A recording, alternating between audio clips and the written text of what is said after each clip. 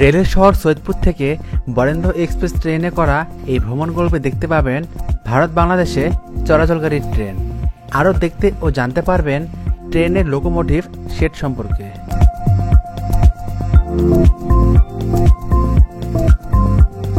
এই ভ্রমণে আরও রয়েছে বড়পুকুরিয়া তাপবিদ্যুৎ কেন্দ্র, হিলি স্থলবন্দর, বাংলাদেশ ভারত খোলামেলা সীমান্ত ও নাটোরের চলনবিলের সৌন্দর্য। তাছাড়া আরও দেখতে পারবেন ট্রেনের ইঞ্জিন কিভাবে লাগানো হয়।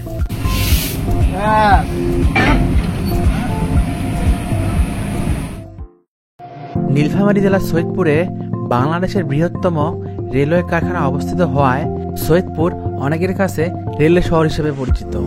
আর এই রেলের শহর সৈয়দপুরের রেলওয়ে স্টেশন থেকেই শুরু হবে আমার আজকের যাত্রা। চিলাহাটি থেকে ছেড়ে আসা রাজশাহীগামী বরেন্দ্র এক্সপ্রেস ট্রেন সকাল 6টা 15 মিনিটে সৈয়দপুর রেলওয়ে স্টেশনে পৌঁছালে উঠে পড়ি ট্রেনে। সৈয়দপুর স্টেশনেই এই ট্রেনটি ক্রসিংয়ে পড়ে ঢাকা ক্যান্টনমেন্ট স্টেশন থেকে ছেড়ে আসা বাংলাদেশ ভারত চলাচলকারী ট্রেন মিতালি এক্সপ্রেস ট্রেনের সাথে। মিতালি এক্সপ্রেস ট্রেনটি সৈয়দপুর নীলফামারী হয়ে চিলাহাটি দিয়ে প্রবেশ করবে ভারতে।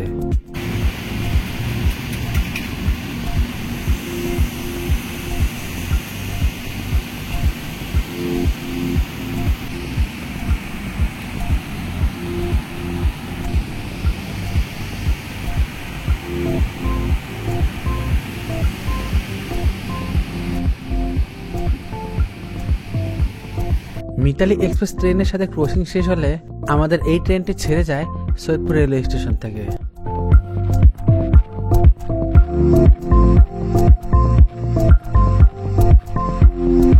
সৈয়দপুর থেকে যাত্রার প্রায় 15 থেকে 20 মিনিটের মধ্যে পৌঁছে যাই বাংলাদেশের অন্যতম বড় রেলওয়ে জংশন পার্বতীপুরে। পার্বতীপুর রেলওয়ে স্টেশন প্ল্যাটফর্মে পৌঁছানোর আগে ট্রেন থেকে দেখা যায় লোকোশেড, যেখানে দেখা যায় সারি সারি রেলের ইঞ্জিন অর্থাৎ লোকোমোটিভ। উত্তরবঙ্গে চলাচলকারী ট্রেনগুলোর বিশ্রাম নেওয়া থেকে শুরু করে মেরামত এই লোকোশেডেই করা হয়।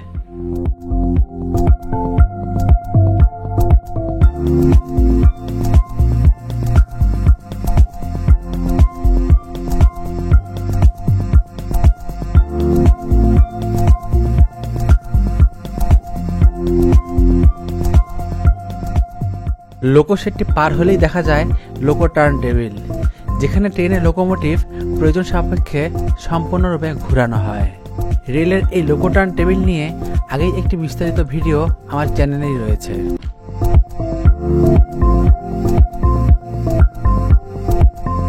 লোকোমোটিভ শেড ও লোকো টার্ন টেবিল পার হয়ে আমাদের ট্রেনটি প্রবেশ করে পার্বতীপুর রেলের জংশনে, যা উত্তরবঙ্গের সাথে সারা দেশের রেল যোগাযোগ স্থাপন করেছে।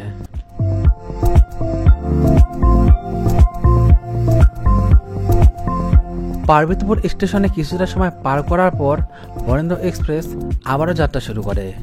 পার্বতীপুর জংশন ত্যাগের মুহূর্তে দেখতে পেলাম এখানে বেশ কিছু রেল লাইন, যেখানে সারি সারি করে রাখা আছে বিভিন্ন আন্তনগর, লোকাল, কমিউটার ও মালবাহী ট্রেনের র্যাক। সেগুলির কোনোটা পরিত্যক্ত, কোনোটা বা মেরামতের জন্য, এবং কোনোটা বা এমনি রাখা হয়েছে সেখানে।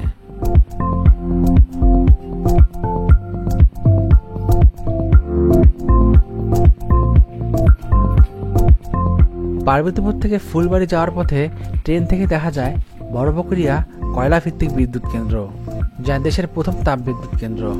বড়পুকুরিয়া তাপবিদ্যুৎ কেন্দ্রটি দিনাজপুর জেলার পার্বতীপুর উপজেলায় অবস্থিত। বর্তমানে এখানে 3টি ইউনিট চালু রয়েছে বিদ্যুৎ উৎপাদনের জন্য।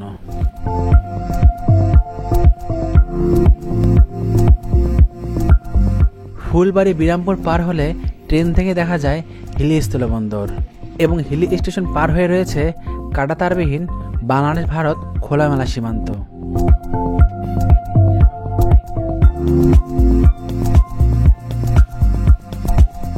এরপর জয়পুরহাট, সান্তাহার, নাটোর হয়ে আব্দুলপুর রেলওয়ে জংশন পৌঁছানোর আগে ট্রেন থেকে দেখা যায় চলন বিল, যা বাংলাদেশের সবচেয়ে বড় বিল। দেশের সর্ববৃহৎ এই বিলটি বিভিন্ন খাল বা জলপাত দ্বারা পরস্পর সংযুক্ত অনেকগুলো ছোট ছোট বিলের সমষ্টি।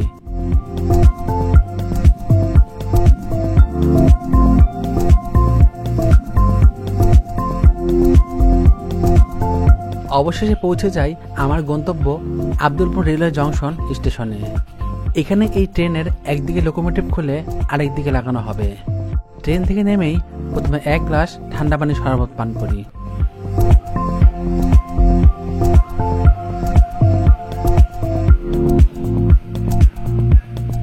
আব্দুলপুর জংশন ঢাকার সাথে রাজশাহী ও উত্তরবঙ্গের রেল যোগাযোগকে ভাগ করেছে, তাই উত্তরবঙ্গ থেকে রাজশাহীগামী কিংবা রাজশাহী থেকে উত্তরবঙ্গগামী ট্রেনগুলো এই স্টেশনে এসেই লোকোমোটিভ ঘোরায় গন্তব্যে যাওয়ার জন্য।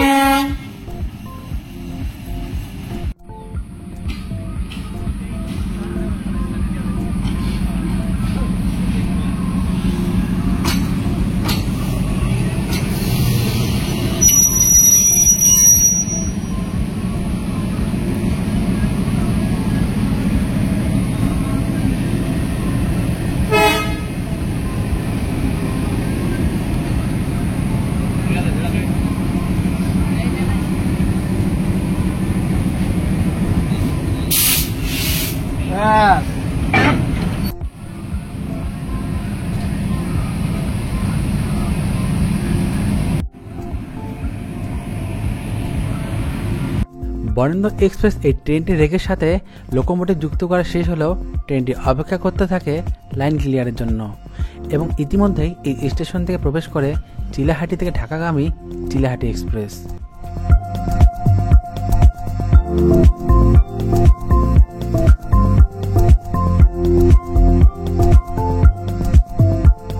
সবশেষ লাইন ক্লিয়ার পেলে বরেন্দ্র এক্সপ্রেস আব্দুলপুর থেকে যাত্রা শুরু করে রাজশাহীর উদ্দেশ্যে।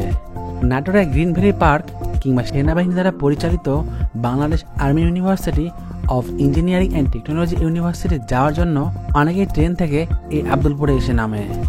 নাটোর জেলার লালপুর উপজেলা অবস্থিত এই আব্দুলপুর রেলওয়ে স্টেশনটি লুচি ভাজির জন্য বিখ্যাত।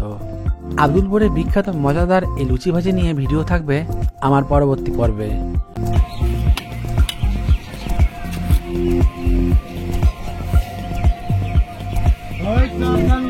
ভাজি ফ্রি, ভাজির দাম লাগে না।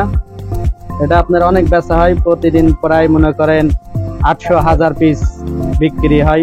আমার এই দোকানের বয়স 38 বছর। অনেক মানে রাজশাহী থেকে মোটরসাইকেলে চলে আসে এখানে 2,000-3,000 টাকার পুরি খাতে। এখান থেকে রাজশাহী আমি যখনই যাই এই পুরি খাই।